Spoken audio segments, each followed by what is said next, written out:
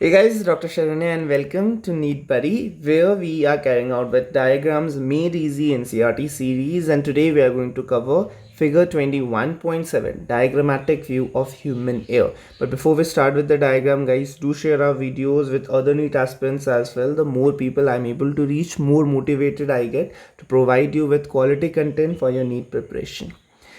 So the human ear has been divided into three parts: the outer ear, the middle ear and the inner ear. And इसी part में आप लोग को चीज़ें याद रखनी है कि आउटर एयर में क्या क्या चीज़ें आती है, मिडिल एयर में क्या क्या चीज़ें आती है, इनर एयर में क्या क्या चीज़ें आती है और फंक्शन क्या क्या है. So when we look at outer ear, हमारे पास है pinna, then we have external auditory canal बोलो, एक्सटर्नल ऑडिटरी मीएटिस बोलो, इट्स द सेम थिंग. या फिर आप उसको जैसे कि डायग्राम में लिखा हुआ है, external auditory canal, external auditory meatus. ठीक है. Then we have our tympanic membrane या फिर एयर ड्रम. ठीक है. ये सारी चीज़ें आती हैं मेरे आउटर एयर में. मिडिल एयर में we have our ear ossicles. Ear ossicles क्या क्या होते हैं? तीन एयर ऑसिकल्स है, मेलियस, इनकस, स्टिपीज. उसके अलावा we have other things as well. एक होता है हमारा ओस्टेशियन tube.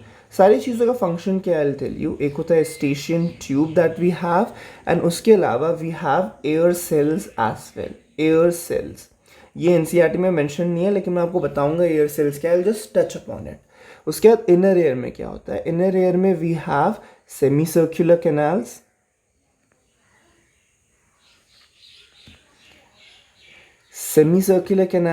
then we have our cochlea, and finally we have our nerve which is carrying our sound converted into a neural signal to our brain. ठीक है. Cochlea का internal structure will be discuss in the next diagram of the NCERT. So अब यहाँ पे function क्या क्या है. सो अगर हम फंक्शन की बात करें तो जब हम पिना की बात करते हैं, what is the function of pinna? Pinna is a funnel shaped structure as you can see in the diagram. So pinna का फंक्शन है टू कलेक्ट साउंड. मैं डायग्राम में भी ये सारी चीज़ें आपको अच्छे से दिखाऊंगा. To collect sound is the function of pinna. External auditory canal का क्या फंक्शन है? It's a canal, so it transmits sound, और I would say rather transverse sound. Transfers sound कहाँ से? From external ear to your tympanic membrane. ठीक है. उसके बाद क्या आता है? Tympanic membrane. टिम्पैनिक मेम्ब्रेन का क्या काम है? Tympanic membrane vibrates with sound and it amplifies it as well. ठीक है. tympanic membrane vibrates with sound. ठीक है. अब बेसिकली एक्सटर्नल एयर का काम ये हुआ, आउटर एयर का काम ये हुआ कि it will collect sound and transmit it to middle ear. Collect किया साउंड, फिर मिडिल एयर को दे दिया. एयर ऑसिकल्स का क्या काम है? एयर ऑसिकल्स का काम है to transfer sound to inner air.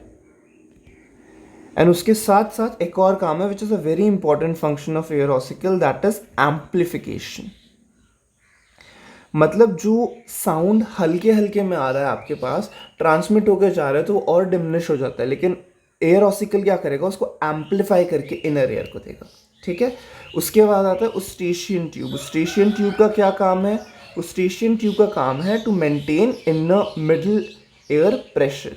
Sorry, not inner air, it maintains middle air pressure.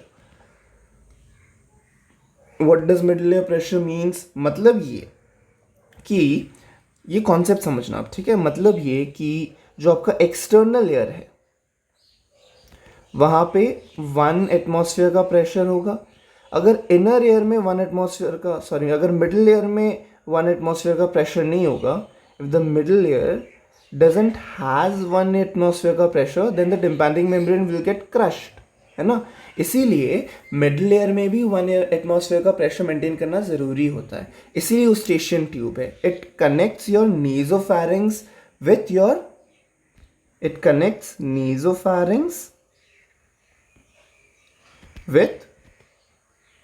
Middle ear.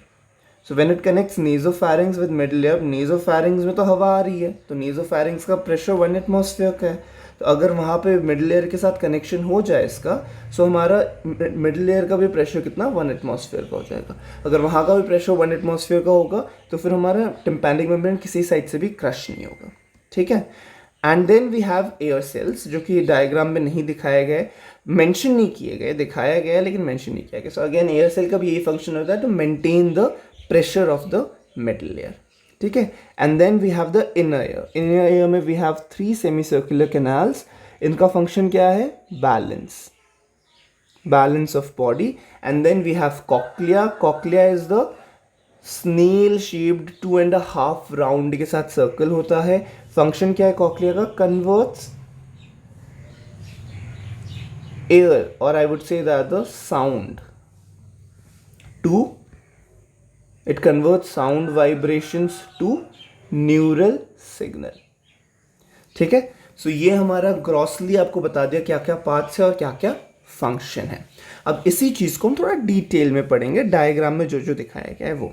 So as you can see, सबसे पहले हम बताने वाले एक्सटर्नल लेयर। सो यहाँ तक if you see that is our external layer, then इतना is our middle layer, this is हमारा external, this is middle, this is inner layer, ठीक है। सो एक्सटर्नल लेयर में जैसे मैंने बताया, सबसे पहले क्या है? वी हैव आवर पिना। पिना का शेप देखो, it is shaped like a funnel, ठीक है। अगेन जैसे मैंने बताया था, फंक्शन क्या है? To collect sound. तो पिना ने कलेक्ट किया साउंड। अब पिना के पार्ट्स को यहाँ पे समझने की ज़रूरत नहीं है। पिना में बहुत सारी चीज़ें होती है, हेलिक्स होता है, एंटी हेलिक्स होता है, ये सारी चीज़ें आपके लिए इस लेवल में ज़रूरी नहीं है, ठीक है।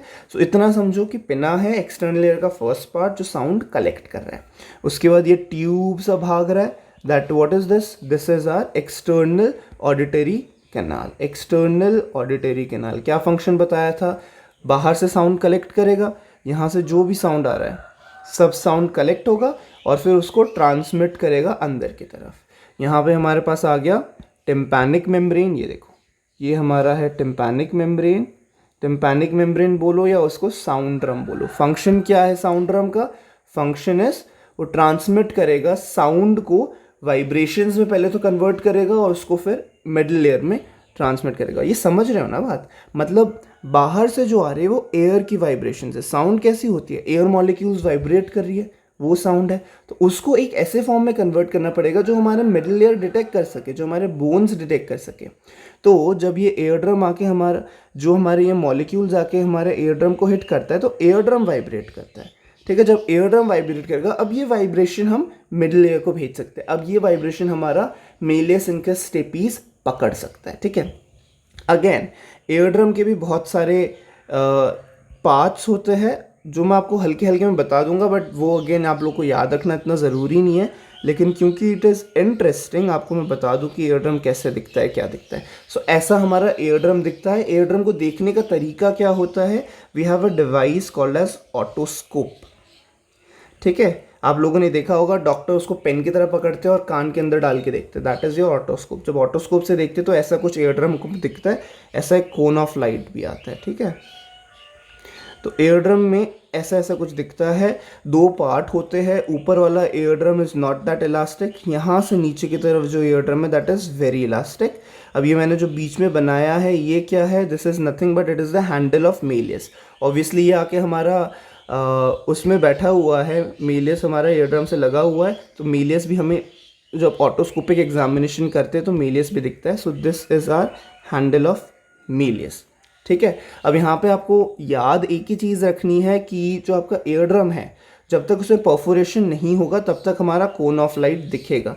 लेकिन अगर ओटोस्कोपिक एग्जामिनेशन में if there is a perforation in ear drum, which is a very common thing in all of eardrum damages, in all of eardrum diseases, ठीक है। if there is a perforation then the cone of light is not visible।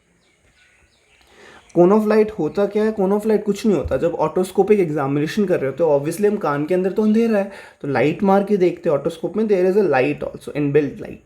तो जब light मार के देखते हैं तो light जहाँ पे सबसे ब्राइट शाइन करता है that is the cone of light. और अगर टिम्पैनिक मेम्ब्रेन इंटैक्ट है तभी हमें कोन ऑफ लाइट दिखता है, वरना कोन ऑफ लाइट नहीं दिखता। This is also just for your general interest and general I would से नॉलेज, लेकिन एग्ज़ाम में इससे भी चीज़ें आना थोड़ी मुश्किल ही है। आपको ये समझना है कि टिम्पैनिक मेम्ब्रेन है, ठीक है। अब आ जाओ मिड लेयर में। मिड लेयर में मैंने 3 चीज़ें क्या क्या बताई थी। सबसे पहले मैंने बताया थे बोन्स। तो just to help you out will just clear this out. So middle ear के जब हम बात करते हैं हमारे पास 3 बोन्स है, मेलियस, इनकस, स्टेपीज। अब ये चीज़ याद रखना, मेलियस, इनकस, स्टेपीज का सीरीज़ आपको याद रखना है। इनकस सबसे बीच में होता है, मेलियस सबसे पहले होता है, स्टेपीज टुवर्ड्स द एंड होता है। याद कैसे रखना है, मिस, ठीक है। MIS is the mnemonic, malleus, incus, stapes. So malleus ने साउंड कलेक्ट किया कहाँ से, टिम्पैनिक मेम्ब्रेन ने, उस मेम्ब्रेन से उसने ट्रांसमिट किया इनकस को, इनकस से वो गया स्टेपीज में। अब यहाँ पे क्या लिखा है, स्टेपीज इन ओवल विंडो, ठीक है। सो ये ओवल विंडो क्या है, सो बेसिकली आपका जो कॉक्लिया होता है, आपको मैं सेकंड पार्ट में, सेकंड डायग्राम में बताऊंगा, नेक्स्ट डायग्राम में, कि कॉक्लिया हैज़ 2 विंडोज। एक होता है हमारा ओवल विंडो जो ऊपर की तरफ होता है, एक होता है हमारा राउंड विंडो, ठीक है। और ये पूरा का पूरा एक ऐसा ट्यूब जैसा होता है, ठीक है, जो कि हमारा 2.5 टर्न्स, मैंने तो यहाँ पे एक ही टर्न दिखाया है, लेकिन 2.5 कॉइल करता है ये, जैसा आपको दिख रहा है, एक टर्न, दो टर्न एंड हाफ टर्न, ठीक है। 2.5 राउंड बनाता है ये कॉक्लिया, ठीक है।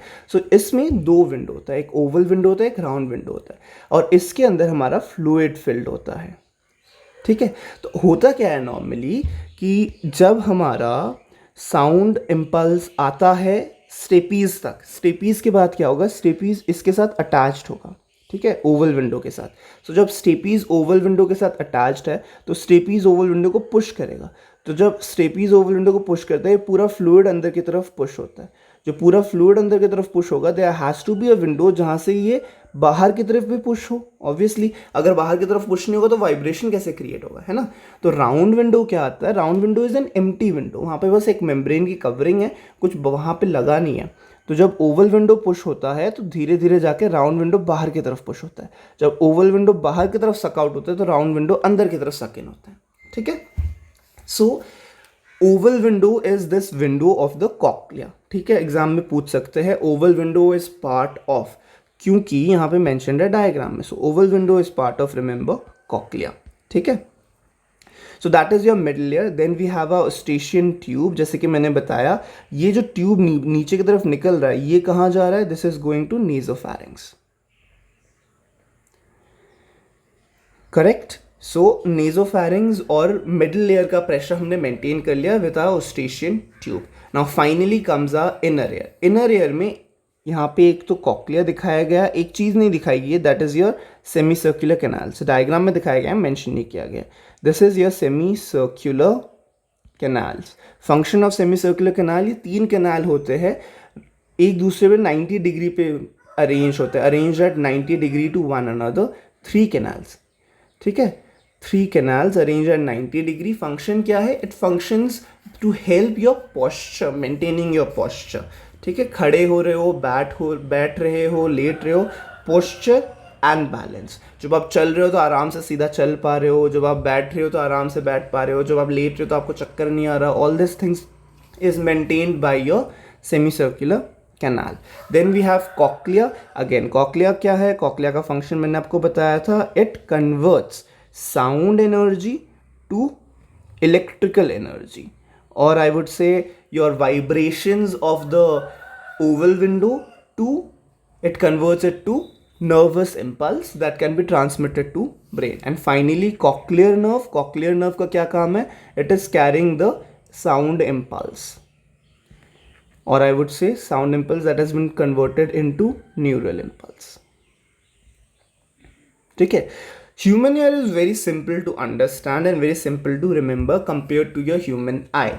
So I hope आज के इस डायग्राम में मैंने ग्रॉसली पूरा कवर कर लिया। Of course guys, जो भी मैं यहाँ पे डायग्राम एक्सप्लेन कर रहा हूँ, that is not enough for your NEET preparation. This is just a aid. आपको NCERT तो खुद पढ़नी ही है। जब आप ये डायग्राम देखेंगे उसके बाद NCERT पढ़ेंगे तो आप चीज़ें जल्दी ग्रास्प करेंगे और बेटर ग्रास्प करेंगे, correct. So I'll see you guys in the next video. Till then, all the best and keep working hard. And if you like the video guys, please do share it so that we are able to reach maximum people, and that motivates me to make even better videos for you guys. Thank you guys.